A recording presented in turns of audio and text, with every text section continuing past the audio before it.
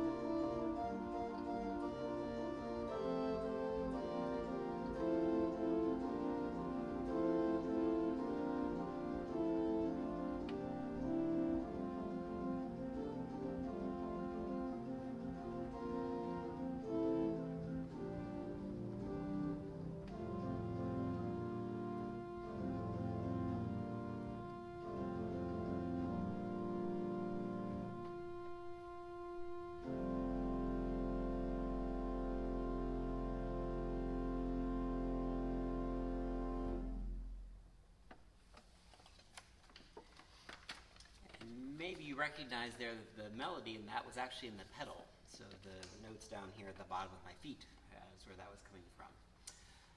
Now we're going to move to our hymn of the day for Onwelling Worship tomorrow is We Are Called. And this actually comes from the text from Micah 6:8. What does the Lord require of you but to do justice and love kindness and to walk humbly with your God? The words challenge us in this particular hymn to come, shine, live, and sing, and walk with joy, love, and freedom. So this has a gospel style, and I usually use the piano for this if we sing it in worship, but we're going to use the organ today for this. And this actually has what are called two Scotch snaps. And those are places where you expect there to be a long note followed by a short note, and instead it's flipped. So there's a quick note followed by a long note.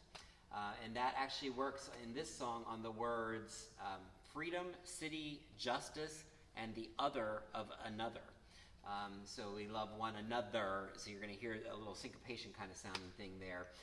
But what's interesting about this is that it's actually intentional because that ties justice to the other. So it's really showing the unity between that and emphasizing the need for there to be that connection between justice and one another.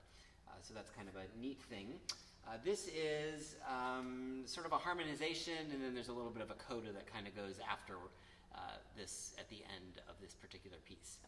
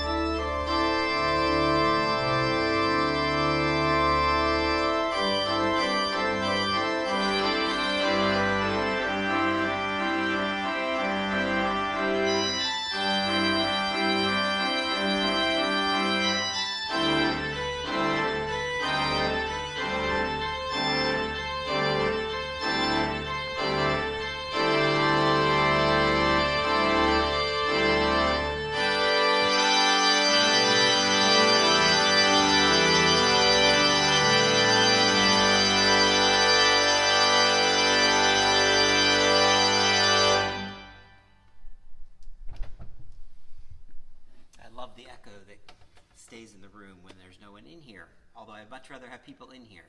So it's a two-edged sword, I guess. All right, the last piece is, we're going to switch to the piano in a second here. It's In Christ There Is No East or West, and this might be the most debated proper rhythm hymn that we have. So you can either do it in a swung sort of 12/8 kind of fashion, which is a little more jazzy, and that's how this piece will start. But then you can also do it as a straight, more chorale type thing with straight 4, and that's how the piece will end. So it'll get both in this. There's really no right answer. Both are equally correct. This hymn actually first appeared around 1908, and it was part of a pageant of light and darkness. And its words are showing Christ as the light in whom directional distinctions don't exist. So that's really what the kind of cool thing is. And remember that Scotch snap that we talked about? That also happens in this piece, and it's at the next to last measure. See if you can hear it when you go through there. So again, that's the quick rhythm first, followed by a long where you expect it to be the opposite direction. And this was adapted by the African Americans from Irish immigrants to the USA. And Burleigh, Henry Burleigh, who actually wrote the tune, had no formal music training. So when he was about 26 years old, he moved to New York City, where he became a cantor for an Episcopal church and served for 52 years as that cantor and soloist for that church. He also won a scholarship for the National Conservatory of Music, and he was heavily influenced by Dvorak. And yes, that is the Dvorak for the New World Symphony, and it is actually rumored that Burleigh actually gave a lot of the thematic material for the New World Symphony to Dvorak. Whether or not that's true, I don't know, but that is the rumor that's on the street. So we'll switch over to one more thing. So this piano piece is going to start with the syncopated rhythm that we talked about. Then, because there is no east or west and there is no distinctional difference, we're going to actually do a little global tour. So we're going to hear hymns from China, Philadelphia, Japan, the Philippines, and maybe a couple others that are thrown in there too. So it's just kind of all around the world. And so I hope you enjoy, and there's a lot more in here than just In Christ There Is No East or West.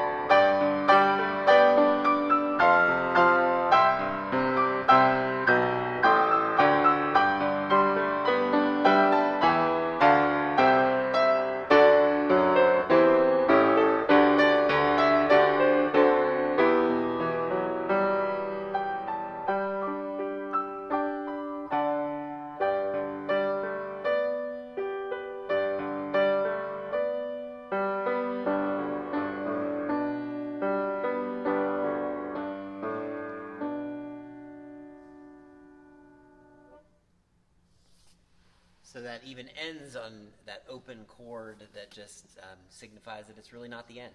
And there really is no east nor west nor south nor north. And Christ is all around. So we are thankful for that. Thank you for joining this evening. And if you are coming tomorrow in person worship, there are a few spots left. Please make sure you sign up before you come. That's at 10 o'clock tomorrow morning. There is coffee Zoom donuts tomorrow at 9 o'clock. And that information was sent out in the weekly email. And also there is online worship at 10:30 here on Facebook, as well as a YouTube channel. Thanks again for coming. We'll see you next week.